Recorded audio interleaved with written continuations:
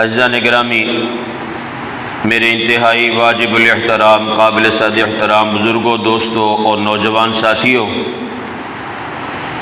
قرآن کریم فرقان حمید 21واں سپارہ سورہ احزاب کی ایک آیت مبارکہ کا کچھ حصہ آپ کے سامنے تلاوت کیا ہے۔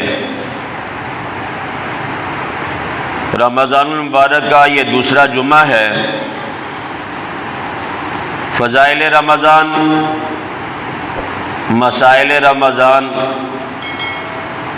آپ حضرات عصر کے بعد جو درس حدیث ہوتا ہے اس میں سنتے رہتے ہیں، یا ظہر کے بعد جو تعلیم ہوتی ہے اس کے اندر بھی سنتے رہتے ہیں۔ اس مہینے میں 10 رمضان المبارک کو خاتون اول سیدہ خدیجہ الکبریٰ رضی اللہ تعالی عنہا کا یوم وصال ہے، ان کی وفات کا دن ہے۔ اور 17 رمضان المبارک کو سیدہ عائشہ صدیقہ طیبہ طاہرہ رضی اللہ تعالی عنہا کی وفات کا دن ہے۔ ارادہ تو تھا کہ سیدہ عائشہ صدیقہ رضی اللہ تعالی عنہا ان کے کچھ فضائل اور مناقب بیان کیے جائیں،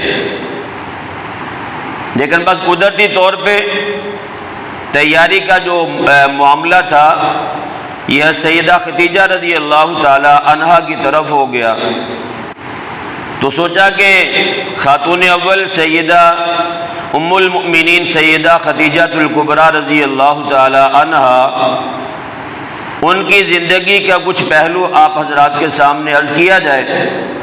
تو آج کا موضوع بھی سیدہ خدیجہ الکبریٰ رضی اللہ تعالی عنہا کے فضائل و منقبت ہیں۔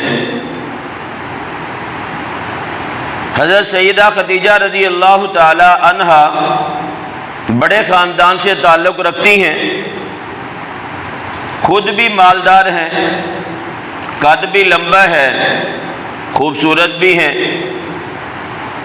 ان کا سب سے پہلے نکاح ہوا ہند کے ساتھ، ان کا نام حالہ ہے، ابو حالہ کی کنیت سے اس لیے مشہور ہیں۔ تو جب ان کے ساتھ نکاح ہوا ان کے ہاں 2 بیٹے پیدا ہوئے اس شوہر سے، ایک کا نام ہند، ایک کا نام حالہ رکھا گیا۔ اس کے بعد ان کا انتقال ہو گیا، تو حضرت سیدہ خدیجہ رضی اللہ تعالی عنہا کا نکاح عتیق ابن عابد مخزومی ان کے ساتھ ہوا۔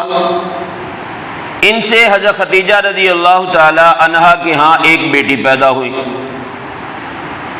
بعض روایات کے مطابق تیسرا نکاح ان کے چچا زاد بھائی کے ساتھ ہوا، وہ بھی کچھ عرصے کے بعد انتقال کر گئے، اور اس کے بعد یہ کہیں نکاح کرنا چاہتی تھی لیکن کوئی مناسب رشتہ مل نہیں رہا تھا۔ نبی پاک صلی اللہ علیہ وسلم مستقل حضرت ابو طالب کی کفالت میں تھے۔ آپ بڑے ہوئے تو آپ نے اپنے چچا سے کہا کہ میں تجارت کرنا چاہتا ہوں۔ حضرت ابو طالب نے فرمایا کہ میرے پاس اتنے پیسے نہیں ہیں کہ میں تمہیں دے سکوں یا مال تجارت خرید کے دے سکوں، تم ایسے کرو کہ مکہ کی جو خاتون ہے سیدہ خدیجہ الکبریٰ رضی اللہ تعالی عنہا، ان کا مال تجارت لوگ لے کے شام جاتے ہیں، آپ بھی ان سے مال لے کے تجارت کے لیے چلے جائیں۔ تو نبی پاک صلی اللہ علیہ وسلم نے ان کی اس تجویز کو مان لیا، اور ان کا جو مال تجارت تھا سیدہ خدیجہ الکبریٰ رضی اللہ تعالی عنہا کا، اس کے بارے میں جا کے خاتون سے بات کی، تو آپ کے چرچے امانت داری کے، شرافت کے یہ پہلے سے تھے۔ تو نبی پاک صلی اللہ علیہ وسلم نے جب جا کے بات کی تو کہا جو پہلے لوگ میرا مال تجارت لے کے جاتے ہیں جتنا بھی نفع ہوتا ہے ان کو ایک مخصوص حصہ میں ان کو دیتی ہوں، باقی خود اپنے پاس رکھتی ہوں۔ لیکن جتنا تجارت میں سے نفع ان کو دیتی ہوں آپ کو اس سے دگنا دیا جائے گا، اس لیے کہ یہ معلوم تھا کہ یہ انتہا درجے کے امانت دار دیانتدار ہیں۔ تو سیدہ خدیجہ رضی اللہ تعالیٰ عنہ کا مال تجارت لیا، آپ کے حضرت خدیجہ کے کچھ غلام بھی ساتھ گئے اور بھی چند رفقا آپ کے ساتھ سفر تجارت کے لیے گئے۔ راستے میں رفقا کے ساتھ جو رفیق سفر تھے ان کے ساتھ اچھائی کا معاملہ، اچھائی کا برتاؤ، اسی طرح ان کے ساتھ ایک اچھے انداز سے ملنا گلنا، سفر میں ان کی خواہشات، ان کی ضروریات کا ادب کرنا۔ وہاں جا کے جب تجارت کی ہے تو ردی مال ایک طرف ہے، اعلیٰ کوالٹی کا مال الگ ہے، جو درمیانی کوالٹی کا مال ہے یہ الگ ہے، اور تمام آنے والے گاہکوں کو یہ بتایا جا رہا ہے کہ یہ مال اعلیٰ کوالٹی کا ہے، یہ درمیانی کا ہے، یہ لو کوالٹی ہے۔ مال کی خصوصیات بھی عیوبات دونوں بتائے جا رہے ہیں۔ تو جب مال کا تجارت کر کے واپس آئے تو حضرت میسرہ انہوں نے آ کے نبی پاک صلی اللہ علیہ وسلم کی خصوصیات، آپ کی امانت داری، رفقائے سفر کے ساتھ حسن سلوک، یہ سارے قصے حضرت خدیجہ رضی اللہ تعالیٰ عنہ کے سامنے رکھے۔ عام طور پہ اتنے مال میں سے جتنی آمدنی ہوتی، جتنا نفع ہوتا تھا، اس سے کہیں زیادہ نفع نبی پاک صلی اللہ علیہ وسلم نے لا کے حضرت خدیجہ کو دیا۔ آج ہمارے تاجر کہتے ہیں جب تک بے ایمانی نہ کریں، جب تک دھوکہ نہ دیں، جب تک ملاوٹ نہ کریں، جھوٹ نہ بولیں، ہمیں پیسے نہیں بچتے۔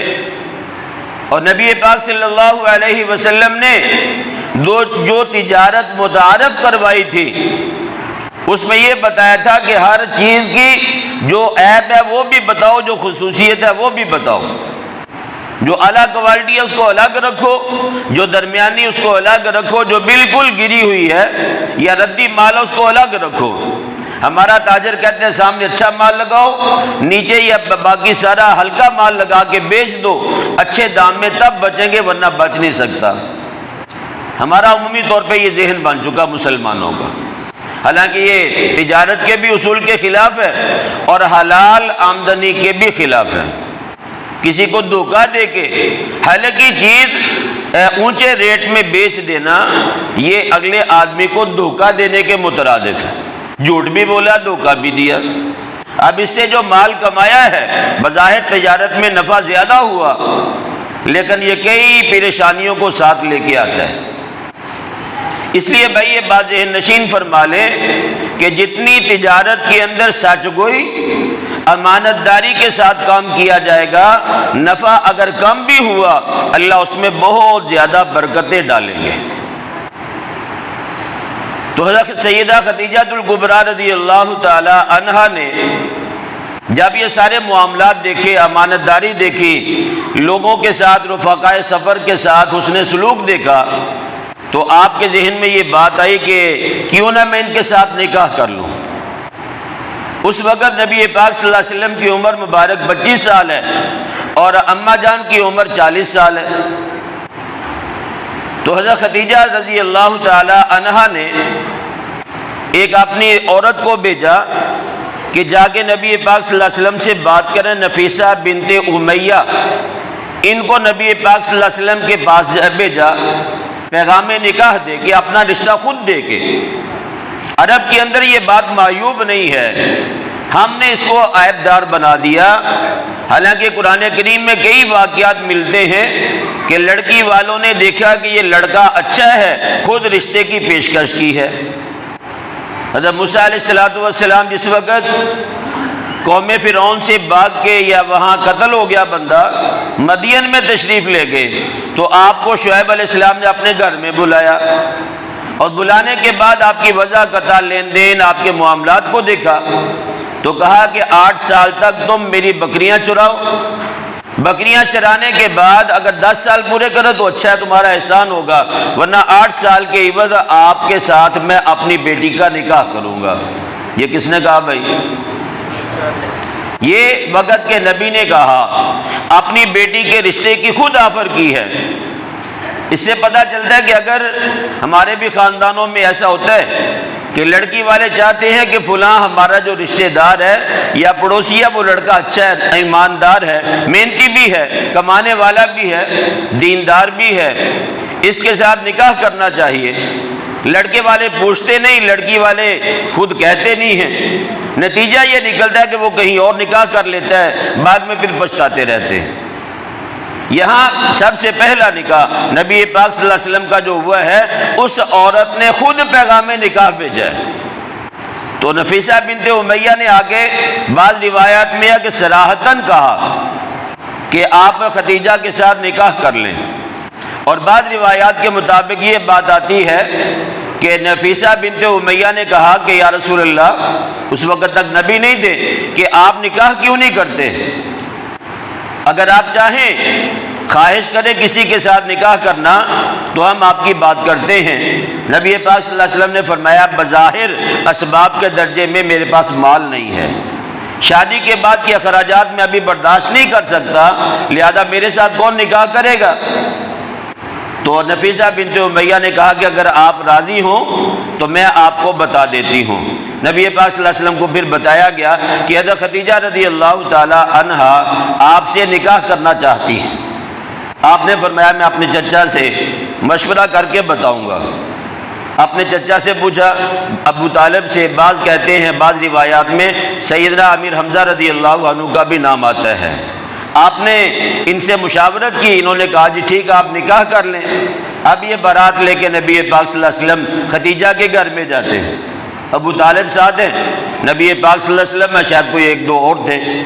وہاں جو خطبہ نکاح پڑھا وہ حضرت ابو طالب نے پڑھا، آپ کا نکاح ہوا، سیدہ خدیجہ رضی اللہ تعالی عنہا کو اپنے گھر میں لے آئے، شادی ہو گئی۔ شادی کے بعد 5 سال تک آقا دو عالم صلی اللہ علیہ وسلم کے کوئی اولاد نہیں ہوئی۔ کتنے سال بھائی؟ ہمارے ہاں 1 سال اولاد نہ ہونا تو لڑکی بھی لڑکا بھی پریشان ہو جاتے ہیں، 2 سال گزر جائیں، لڑکی کو لڑکے والے اور لڑکے کو لڑکی والے تانا دینا شروع کر دیتے ہیں کہ اس لڑکے میں کوئی عیب ہے، اس لڑکی میں کوئی نقص پایا جاتا ہے، اس لیے ابھی تک کوئی بچہ بچی نہیں ہوا۔ وہ خود بھی پریشان ہوتے، جگہ جگہ پہ جا کے پیسہ بھی برباد کرتے ہیں اور جا کے اپنے ایمان کو بھی برباد کرتے ہیں۔ آقا دو عالم صلی اللہ علیہ وسلم کے ہاں پہلے 5 سال تک کوئی اولاد نہیں ہوئی، اور 5 سال کے بعد جا کے اللہ کے نبی صلی اللہ علیہ وسلم کے ہاں پہلا بیٹا پیدا ہوا، جن کو حضرت قاسم رضی اللہ تعالی عنہ کہا جاتا ہے۔ اور ابو القاسم نبی پاک صلی اللہ علیہ وسلم کی کنیت بھی اسی بیٹے کے نام سے ہوئی ہے۔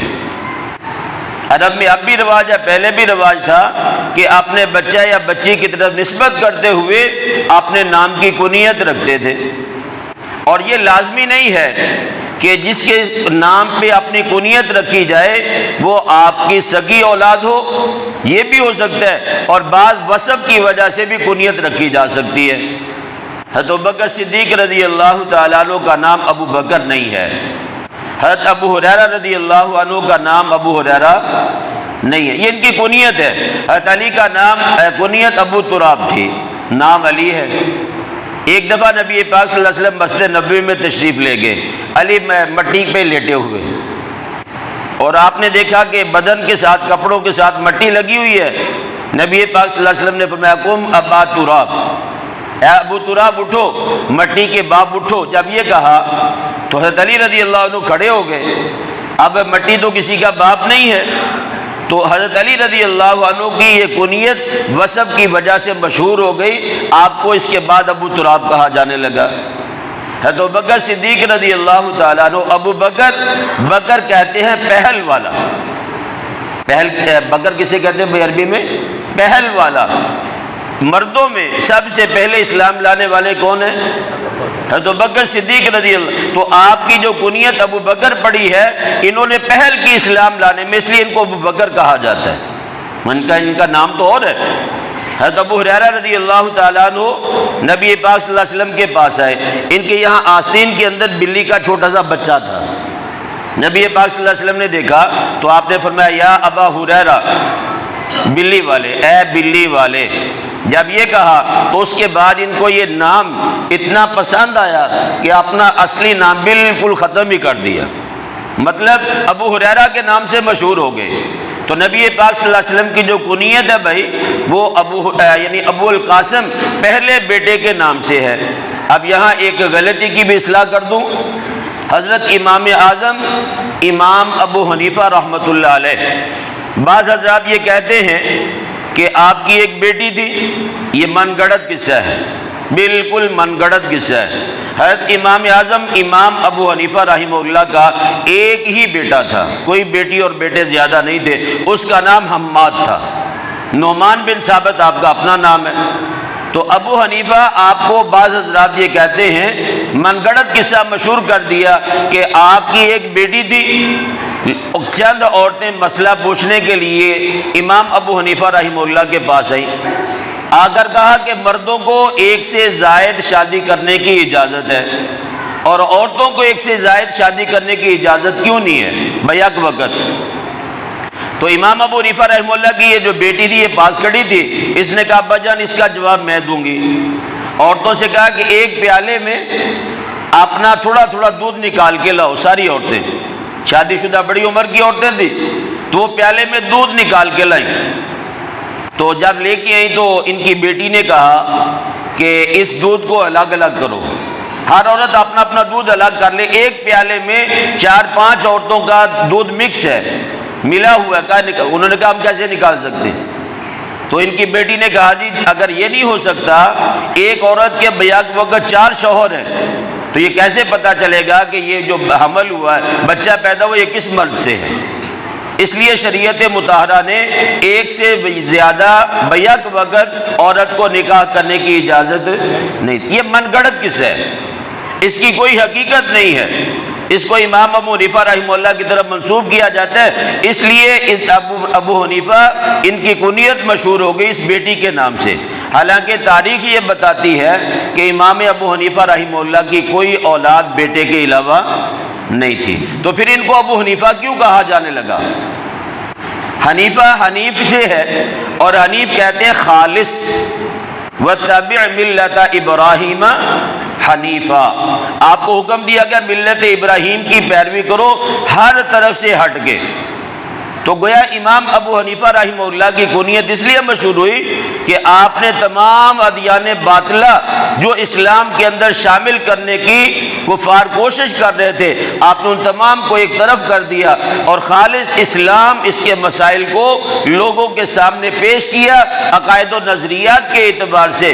اس لیے امام ابو حنیفہ کہا جانے لگا کہ یہ سارے ادیان سے ہٹ کے صرف اسلام پہ چلنے والے ہیں، باطل دین کا کوئی بھی شائبہ امام ابو حنیفہ کے نظریات و عقائد میں نہیں پایا جاتا، اس لیے آپ کو امام ابو حنیفہ کہا جانے لگا، ورنہ آپ کے صرف ایک بیٹے کے علاوہ اور کوئی اولاد نہیں ہے۔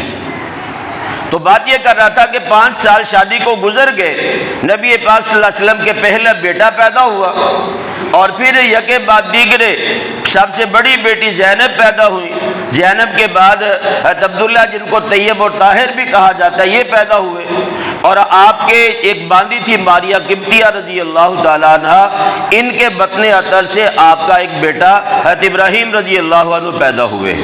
آپ کی جو اصل اولاد ہے 4 بیٹیاں ہیں اور 3 بیٹے ہیں، یہ نبی پاک صلی اللہ علیہ وسلم کی حقیقی صلبی اولاد ہے، اس کے علاوہ آپ کی اور کوئی حقیقی اولاد نہیں ہے۔ نبی پاک صلی اللہ علیہ وسلم نے 11 شادیاں کی، 11 نکاح فرمائے، ان میں 2 بیویاں نبی پاک صلی اللہ علیہ وسلم کی حیات طیبہ میں فوت ہوئی ہیں، پہلی حضرت خدیجہ الکبریٰ رضی اللہ تعالیٰ عنہ اور دوسری زینب بنت خزیمہ رضی اللہ تعالیٰ عنہ، یہ 2 بیویاں نبی پاک صلی اللہ علیہ وسلم کی حیات طیبہ میں فوت ہوئی ہیں۔ اچھا عجیب بات پتہ کیا بھائی، حضرت زینب رضی اللہ تعالیٰ عنہ کا جب انتقال ہوا نا، اس وقت تک ابھی جنازے کا حکم نازل نہیں ہوا تھا، آپ کو بغیر جنازے کے جنت المعلیٰ جو مکہ مکرمہ کا قبرستان ہے وہاں پہ دفن کیا گیا، اور نبی پاک صلی اللہ علیہ وسلم نے اپنے دست اقدس سے اپنی شریک حیات کو قبر میں اتارا ہے۔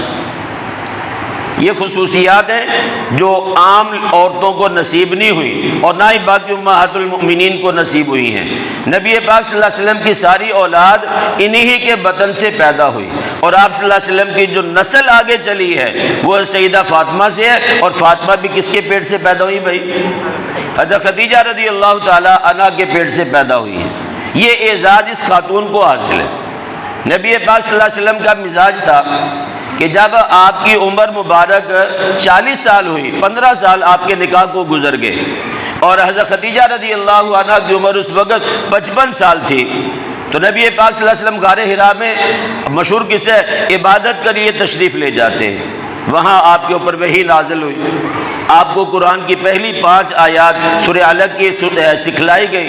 آپ صلی اللہ علیہ وسلم گھبراہٹ کی وجہ سے گھر میں تشریف لے آئے، نہ تو فرشتے کی گھبراہٹ تھی آپ صلی اللہ علیہ وسلم کو، اور نہ ہی نبوت ملنے کی گھبراہٹ تھی، صرف گھبراہٹ یہ تھی کہ پوری امت کی ذمہ داری ہدایت کی نبی پاک صلی اللہ علیہ وسلم کے کندھوں پہ ڈال دی گئی۔ معاشرہ سارا ناموافق ہے، کوئی بندہ دین اسلام کی توحید کی بات کو سننے کے لیے تیار نہیں ہے، یہ گھبراہٹ تھی۔ تو نبی پاک صلی اللہ علیہ وسلم گھر میں تشریف لائے، اپنی اہلیہ کو سارے حالات بتائے، یہ ورقہ بن نوفل کے پاس لے گئی، وہ انجیل کے عالم تھے، انہوں نے ساری یہ باتیں سنی، نشانیاں دیکھی، کہا کہ آپ کو اللہ کے آخری نبی ہیں، آپ کو اللہ نے نبوت دی ہے، اور پھر ورقہ بن نوفل نے آپ کے نبوت کی گواہی دی، اور یہ کہا کاش میں اس وقت تک زندہ رہوں کہ آپ کی قوم والے، آپ کی برادری والے آپ کو تکلیفیں بھی دیں گے، اذیت بھی دیں گے، اور مکہ مکرمہ سے آپ کو نکالیں گے بھی۔ یہ ساری نشانیاں، یہ ساری باتیں ورقہ بن نوفل نے نبی پاک صلی اللہ علیہ وسلم کو اس وقت بتائی جب پہلی مرتبہ آپ پہ وحی نازل ہوئی ہے۔ حضرت خدیجہ رضی اللہ عنہا ان کو واپس لے آئیں، جیسے ہی انہوں نے کلمہ پڑھا ہے، اور سب سے پہلے نمبر پہ جس نے اسلام کو قبول کیا نا بھائی، وہ سیدہ خدیجہ رضی اللہ عنہا ہے۔ حضرت ابوبکر رضی اللہ بعد میں اسلام لائے ہیں، مردوں میں پہلے ہیں، لیکن سب سے پہلے نمبر پہ جس عورت نے آپ کی نبوت کی تصدیق کی ہے، آپ پہ کلمہ پڑھا ہے، وہ خدیجہ رضی اللہ تعالیٰ عنہ ہے۔ اور نبی حدیث مبارکہ میں آتا ہے من سن سنتن، کہ جو لوگ یا کوئی بھی مرد ہے یا عورت ہے کوئی اچھا طریقہ جاری کر دے، بعد میں جتنے لوگ اس اچھے طریقے پہ عمل کرنے والے ہوں گے اس کا ثواب ان کو بھی ملے گا، اور جس نے یہ اچھا طریقہ جاری کیا ہے ان تمام کو تمام کا ثواب اس کو بھی ملے گا۔ اب اس انداز سے اگر دیکھا جائے تو عورتوں میں سب سے پہلے اسلام لانے والی حضرت خدیجہ ہیں، تو جتنی عورتیں قیامت تک کلمہ پڑھیں گی ان تمام کا ثواب حضرت سیدنا خدیجۃ الکبریٰ رضی اللہ عنہا کے کھاتے میں جائے گا۔ اور پھر اس سے اگلی بات یہ ہے، غلاموں میں سب سے پہلے جس غلام نے کلمہ پڑھا ہے وہ زید ابن حارثہ ہے، اور زید ابن حارثہ غلام کس کا ہے؟ کیوں بھائی؟ زید ابن حارثہ غلام ہے حضرت خدیجہ کا۔ جب نکاح ہوا آپ کے ساتھ تو آپ کی خدمت کے لیے اس غلام کو وقف کر دیا، نبی پاک صلی اللہ علیہ وسلم کو بطور تحفہ دے دیا، یا رسول اللہ آج سے یہ غلام آپ کی خدمت کرے گا۔ اور بچوں میں غلاموں میں سب سے پہلے کلمہ پڑھنے والے وہ میں نے عرض کیا زید ابن حارثہ ہے۔ تو یہ ساری سعادتیں کس کو مل رہی بھائی؟ حضرت خدیجۃ الکبریٰ رضی اللہ تعالی عنہا کو۔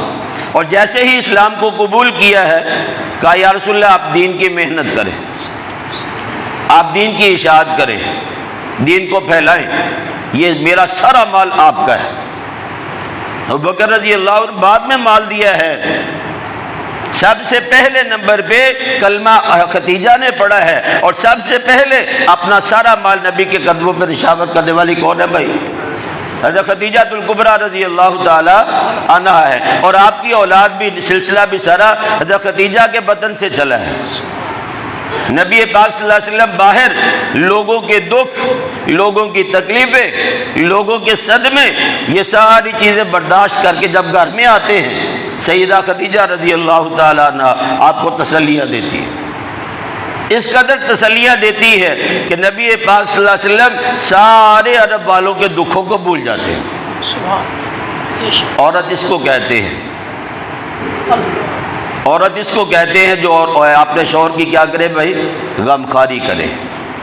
اگر عورت خرچہ، اس میں کوئی شک نہیں ہے کہ مرد کے ذمہ ہے، اگر عورت مالدار ہے اور وہ اپنے شوہر پہ اپنا پیسہ خرچ کرتی ہے تو یہ اس کے لیے سعادت ہے۔ جیسے خدیجہ رضی اللہ عنہا نے اپنا سارا مال نبی پاک صلی اللہ علیہ وسلم پہ خرچ کیا ہے۔ تو عرض یہ کر رہا تھا کہ سب سے پہلے اسلام انہوں نے قبول کیا، جہاں کوئی تکلیف آئی ہے وہیں پہ نبی پاک صلی اللہ علیہ وسلم کو تسلی اس خاتون اول نے دی ہے۔